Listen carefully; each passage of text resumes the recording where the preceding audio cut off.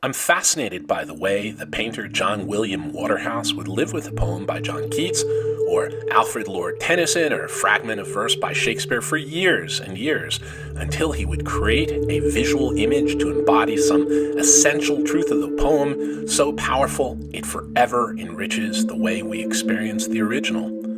Miranda, 12 years stuck upon a mystical island in exile from her home, looking out to a shipwreck, her entire world about to change. Circe, in a pensive, reflective mood, studying to hone her craft. La Belle Dame sans Merci and her knighted arms before things start to go bad. The Lady of Shalott, about to turn from her loom forever and leave behind her world of shadows. And again, the Lady of Shalott in an unfinished version I love most of all, showing her determination to truly live. And a young woman about to change her world utterly and enter the world of the viewers. Waterhouse painted multiple versions of Keats's Lamia, Isabella and the Pot of Basil, and La Belle Dame sans Merci, all of which were written in the year of 1819. But let's turn to Isabella and the Pot of Basil. Lorenzo and Isabella, who are deeply in love, but are brothers, don't like Lorenzo because he lacks wealth and power, while they want her sister to marry someone who will up their own station in life. When 'twas their plan to coax her by degrees to some high noble and his olive tree, since that doesn't work, these brothers of cruel clay cut Mercy with a sharp knife to the bone, for they resolved in some forest dim to kill Lorenzo and there bury him. And her brothers continue to smile in the face of their sister Isabella and in the face of her beloved Lorenzo, even as they lure him out to the forest to kill him. Returning from the forest, they lie to Isabella, telling him Lorenzo has gone on a long journey. But he comes to her in a vision, explaining what happened and telling her where his body is. Now, Isabella's world isn't only unhinged with grief, it is totally unmade by the betrayal of the very people who defined her sense of home in the world. And of course she wants the body of her beloved close at hand, but can't even have that, for her brothers lurk close.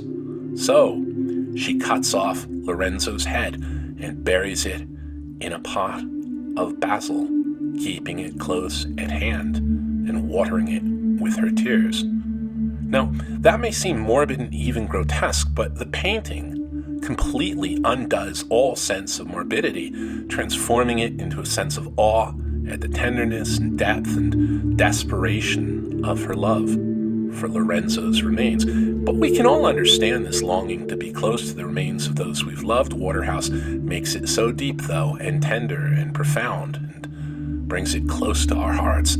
I love the way her warmth enfolds the pot.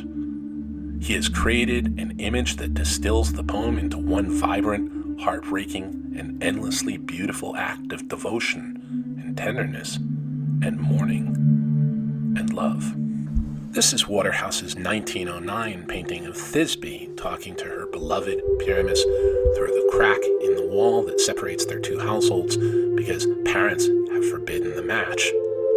O wall, full often hast thou heard my moans for parting my fair Pyramis and me. My cherry lips have often kissed thy stones with lime and hair knit up in thee. Interestingly, Shakespeare presents these lines in a farcical scene in A Midsummer Night's Dream. Waterhouse reclaims the scene from farce, giving Pyramis and Thisbe back the pathos of Ovid's tale of doomed lovers, which incidentally was a source of Shakespeare's Romeo and Juliet. Ovid writes, "No father's command to separate could tame desire's flood or incandescent flame of love. The walls' crack became their entire world, the conduit of whispers, their very touch and breath." The stark minimalism of Waterhouse's painting captures Thisbe's longing so beautifully. Visually, she's almost melting into the wall as if to make the separation between her and her lover dissolve. Once again, Waterhouse has found a gestural language for expressing the most raw, elemental, even desperate passion, distilling it to a visual archetype of love and longing, utterly intact in spite of barriers. I love how Thisbe is pressing, even melting into the wall, and in formal terms, just as a painting is paint on the canvas, I find this close-up breathtaking in its minimalism, in the way she's literally melting into a wall in the play of verticals and muted but gorgeous colors. Every time I read of Pyramis and Thisbe, it is this scene right here of Thisbe pressing against the wall with infinitudes of desire that I see and feel in my mind. Not long ago, volumes of Tennyson and of Shelley turned up that had been owned by John William Waterhouse, and of course the artist drew all over them. Do you see that gesture? That looking upward to one you love and desire? It's like we're looking into the heart of creation, into inspiring and beautiful words becoming image in the mind of an artist.